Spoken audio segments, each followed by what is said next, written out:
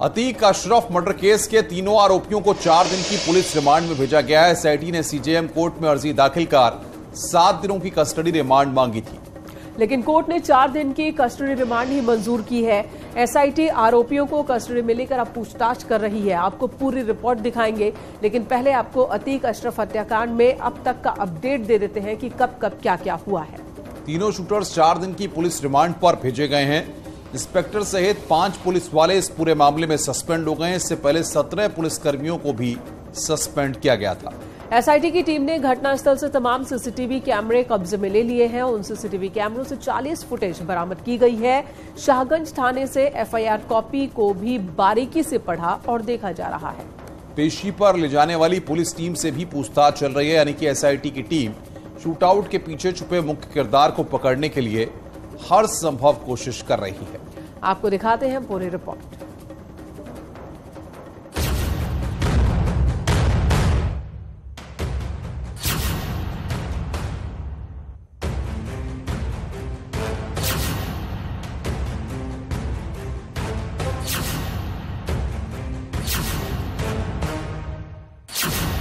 जिसने उत्तर प्रदेश के दुर्दांत अपराधी अतीक को मौत के घाट उतारा, जिसने उसके भाई अशरफ को गोलियों से छलनी कर दिया, उन 3 शूटर्स की एसआईटी को रिमांड मिल गई है।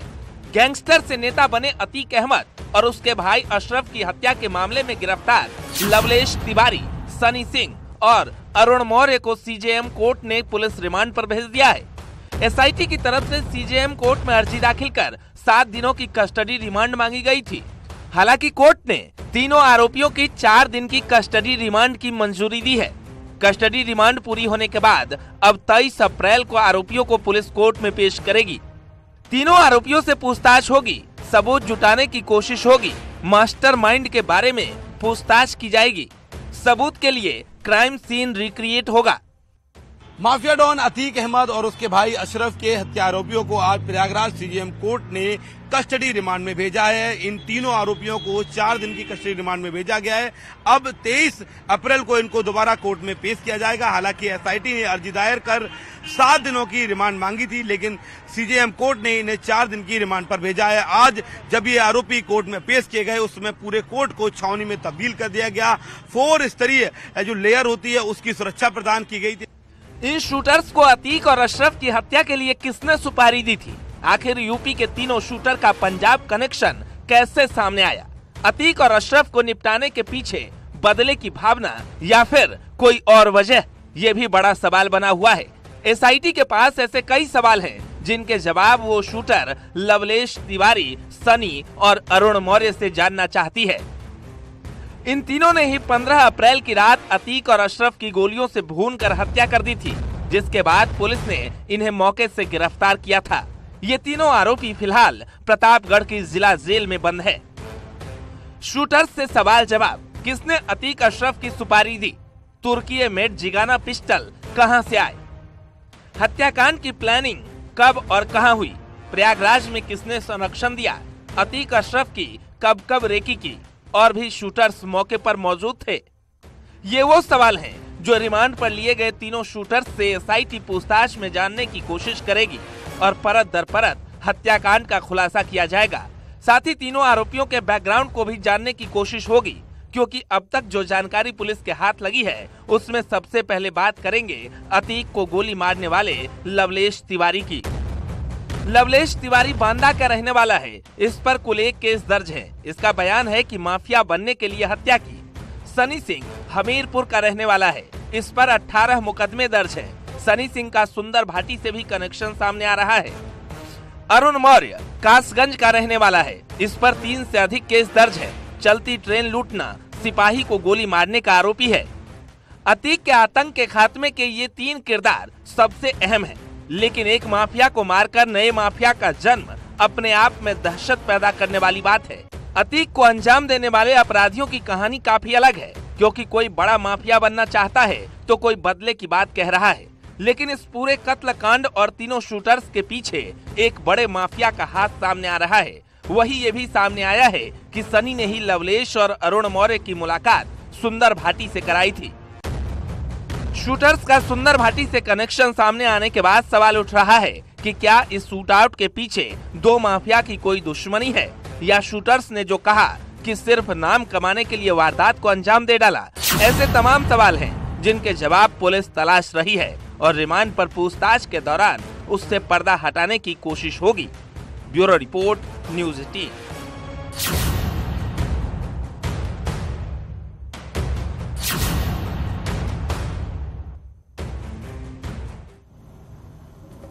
अतीक अहमद की मौत पर एक गैंग है, रुगाली गैंग, जो मातम मना रहा है, कब्र पर चादर चढ़ा रहा है और अतीक के समर्थन में पोस्टर के साथ साथ नारे भी लगा रहा है। ये वो लोग हैं जिन्हें हत्या मर्डर में धर्म दिखता है, क्योंकि अतीक शूटआउट के सियासी रहनुमा भी अब एक्टिव हो गए हैं। जो अतीक की मौत पर मातम मना रहे हैं, उन्हें अतीक की क्राइम कुंडली भी देख लेनी चाहिए, क्योंकि उसका पेशा ही अपराध था और उसके खिलाफ 101 मुकदमे दर्ज थे। वहीं उमेश पाल अपहरण केस में जब उसे उम्र कैद की सजा मिली थी, तो वहीं अब तक उसके 154 गुर्गों पर एक्शन हो चुका है। साथ ही करीब 54 केस अभी विचाराधीन थे, जिसमें भी अतीक को सजा मिलने वाली थी। वहीं अब तक योगी सरकार ने अतीक की 1169.20 करोड़ की संपत्ति या तो जब्त कर ली या फिर जमींदोज कर दी।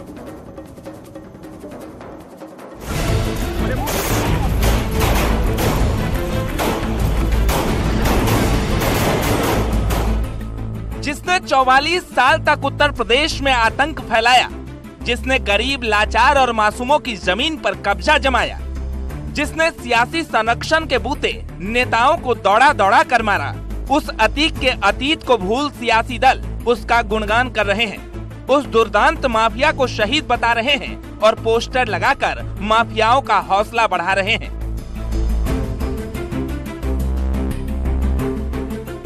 ये तस्वीर नहीं, उस माफिया के समर्थन की सच्चाई है जिसे कांग्रेस पार्टी शहीद बता रही है। भले ही अतीक का पोस्टर महाराष्ट्र की सड़कों पर लगा हो, लेकिन इसके पीछे की नीयत यूपी से सामने आ रहे हैं। पुलिस ने भले ही महाराष्ट्र के बीड में 3 आरोपियों को गिरफ्तार कर लिया, लेकिन कांग्रेस नेता अतीक और अशरफ के मर्डर को कानून की हत्या बता रहे। तो प्रयागराज में कांग्रेस के पार्षद प्रत्याशी रज्जू भैया ने अतीक को शहीद का दर्जा देने के साथ ही भारत रत्न देने की मांग कर दी। मैं कांग्रेस का वार्ड नंबर 43 से पार्षद प्रत्याशी हूं और मैं ये मांग करता हूं कि अतीक अहमद को भारत रत्न दिया जाए। और क्योंकि जनपत्नी जी थे, वो शहीद हुए हैं,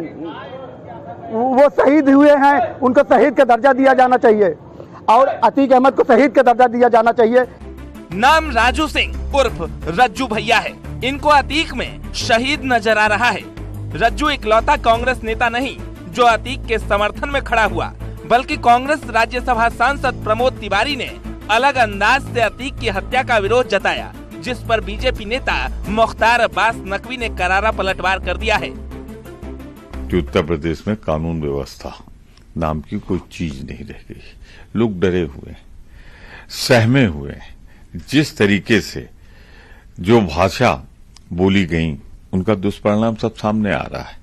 तो मैं कहना चाहता हूं कि मुझे सबसे ज्यादा चिंता उत्तर प्रदेश में, अपने उत्तर प्रदेश को है कि जहां ऐसा वातावरण होगा वहां पूंजी निवेश कोई कैसे करेगा। सिर्फ उत्तर प्रदेश में नहीं, जहां जहां भाजपा शासित राज है वहां कानून व्यवस्था सबसे बड़ी कैजुअलिटी। कानून व्यवस्था नाम की चीज नहीं रह गई। चाहे क्राइम हो, चाहे क्रिमिनल हो, उस पर किसी भी तरह का कम्युनल कलर चढ़ाने की कोशिश नहीं होनी चाहिए। क्राइम क्राइम है, क्रिमिनल क्रिमिनल है। जहाँ तक सवाल है, कुछ लोगों की ये बहुत पुरानी आदत हो गई है कि सेकुलर चोला और कम्युनल खेला।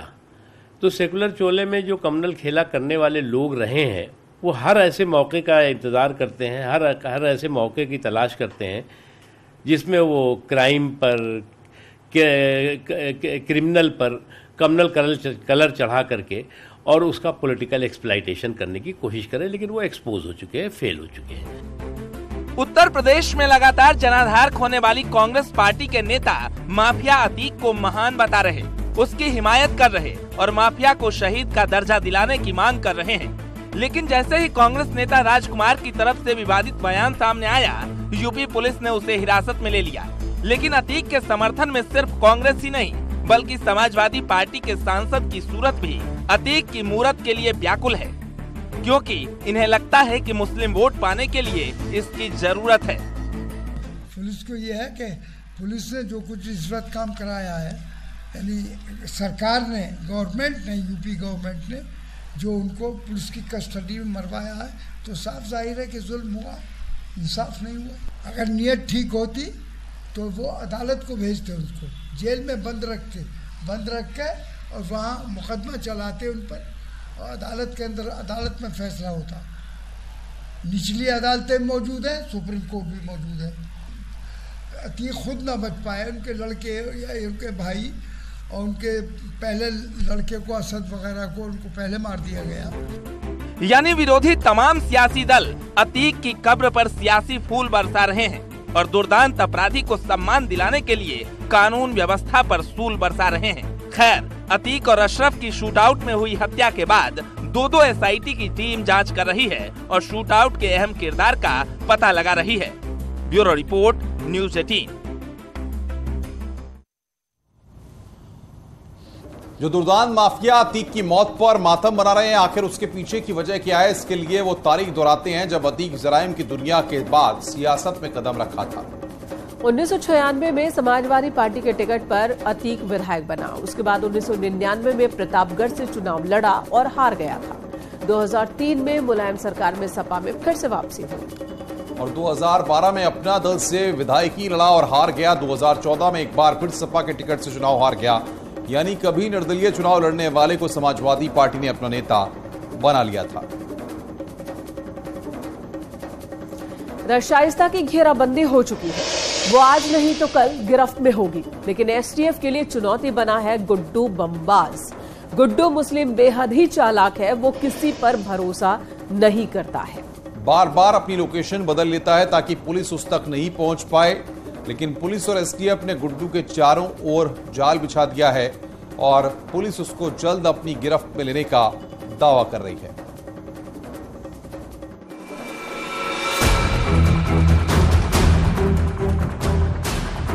अतीक का दाहिना हाथ माना जाने वाला गुड्डू मुस्लिम फरार है और पुलिस के मुताबिक गुड्डू फरारी काटने में माहिर है, यानी कि वो पुलिस से बचकर छिपा रहने का एक्सपर्ट है। वो आसपास ही होता है लेकिन पुलिस से बचकर छिपा रहता है। उसे पहचान पाना आसान नहीं होता, बिल्कुल वैसे ही जैसे गिरगिट अपना रंग बदलकर छिप जाता है। गुड्डू मुस्लिम बेहद शातिर है। खास बात यह है कि वो किसी पर आसानी से विश्वास नहीं करता और हमेशा अकेला चलता है। जहां तक गुड्डू मुस्लिम की बात है, गुड्डू मुस्लिम पिछले 30-40 साल का बहुत बड़ा अपराधी है। ये गुड्डू बमबाज नाम के से कुख्यात रहा है और ये इसके पहले भी फरारी काटने का उस्ताद है। तो फरारी काटने के कि जेल पुलिस से कैसे बचना है, इस चीज में उस्ताद रहा है, इसलिए थोड़ी दिक्कत आ रही है। वहीं एसटीएफ का कहना है गुड्डू मुस्लिम पुलिस से बचने के लिए लगातार अपनी लोकेशन बदल रहा है। वो किसी एक लोकेशन पर ज्यादा देर तक नहीं रुकता। ये भाग रहे हैं बहुत ज्यादा। नंबर 2 कि इसी के माध्यम से आम जनता इनके फोटो देख करके हमको सूचनाएं भी दे रही है। तो डबल एजेड वेपन है, तो उससे हमें कुछ फायदा भी मिल रहा है और हमें उम्मीद है कि जो हमारी टीमें लगी हुई हैं और भी कॉम्पिटेंस के साथ हम लोग लगेंगे और ये बहुत जल्दी हम इन्हें गिरफ्तार करने में कामयाब होंगे। वहीं दूसरी तरफ पुलिस को अतीक और अशरफ के कातिलों की रिमांड मिल चुकी है और एसटीएफ का दावा है कि जल्द ही उनसे पूछताछ में अतीक और अशरफ की हत्या से जुड़े तमाम राज खुल जाएंगे।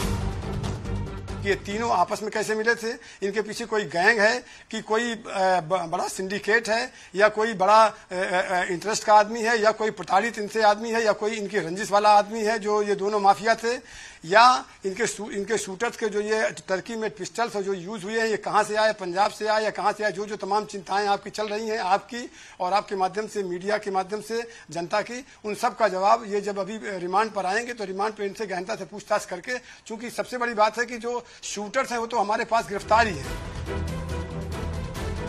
इस पूरे केस में शाइस्ता और गुड्डू मुस्लिम फरार हैं और दोनों के गिरफ्तार होते ही इस केस में अभी कई और सनसनीखेज राज सामने आ सकते हैं। न्यूज़ 18 के लिए ऋषभमणि त्रिपाठी की रिपोर्ट।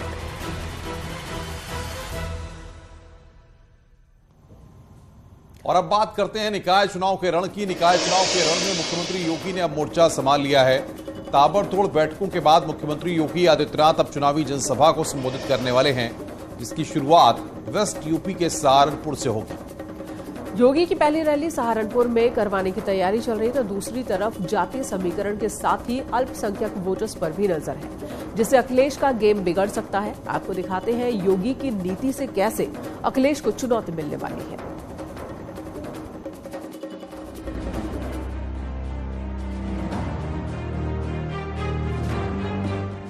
निकाय के रण में विजय मिशन के साथ मुख्यमंत्री योगी ने खुद कमान संभाल ली है।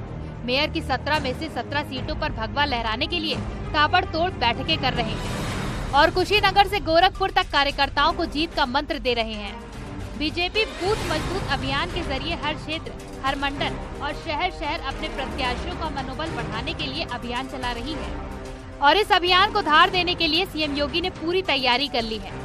पहले मीटिंग और आगे रैली के जरिए सीएम योगी निकाय के रण में धमाकेदार एंट्री मारने वाले हैं। भारतीय जनता पार्टी का संकल्प है कि हम अब ट्रिपल इंजन की सरकार बना करके और नगरीय क्षेत्र का चौमुखी विकास का जो भाजपा का संकल्प है उसको हम पूरा। सीएम योगी आदित्यनाथ शहरी निकाय चुनाव में पार्टी के प्रचार अभियान की शुरुआत वेस्ट यूपी से करेंगे। योगी की पहली रैली सहारनपुर में करवाने की तैयारी चल रही है। पार्टी योगी समेत बाकी नेताओं की जनसभाओं और कार्यक्रमों को अंतिम रूप देने में लगी है। निकाय चुनाव के दौर में योगी प्रदेश के करीब 2/3 जिलों तक पहुंचेंगे, तो दूसरी तरफ जातीय समीकरण के साथ ही बीजेपी अल्पसंख्यक समुदाय को पाले में लाने की रणनीति पर भी काम कर रही है।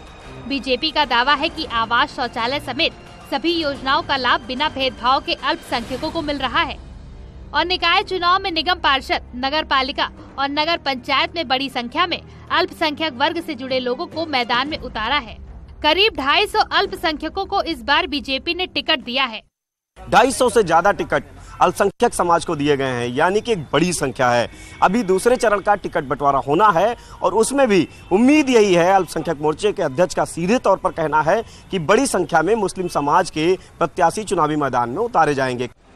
एक तरफ बीजेपी अपनी जिताऊ रणनीति पर काम कर रही है, तो दूसरी तरफ समाजवादी पार्टी पर भी निकाय का रंग चढ़ा हुआ है। अखिलेश यादव के निर्देश पर लखनऊ में समाजवादी पार्टी के नेताओं ने निकाय चुनाव को लेकर अहम बैठक की। एसपी की इस बैठक में चुनाव को लेकर रणनीति बनाई गई और बीजेपी को हर मुद्दे पर घेरने का प्लान भी तैयार हुआ। यानी समाजवादी पार्टी का मेन फोकस बीजेपी के काम पर सवाल उठाने की तरफ है, क्योंकि बीजेपी इस चुनाव में विकास के मुद्दे पर ही चुनावी मैदान में जोर आजमाइश कर रही है। Bureau report, news 18। और उत्तर प्रदेश के मुख्यमंत्री योगी आदित्यनाथ का जादू उत्तर से दक्षिण तक और पूरब से पश्चिम तक सिर चढ़कर बोल रहा है, क्योंकि बीजेपी स्टार प्रचारकों की लिस्ट में एक बार फिर सीएम योगी आदित्यनाथ का नाम शामिल है। कर्नाटक में चुनाव प्रचार करेंगे सीएम योगी। हिंदुत्व और बेहतर कानून व्यवस्था का संदेश देंगे। बीजेपी के कमजोर क्षेत्र में भी रोड शो करेंगे सीएम योगी। 1 दर्जन से ज्यादा जनसभा और रोड शो करेंगे। पीएम मोदी, अमित शाह के बाद सीएम योगी की डिमांड स्टार प्रचारकों की लिस्ट में सबसे ज्यादा है और गुजरात त्रिपुरा के बाद कर्नाटक में भी सीएम योगी आदित्यनाथ गरजेंगे।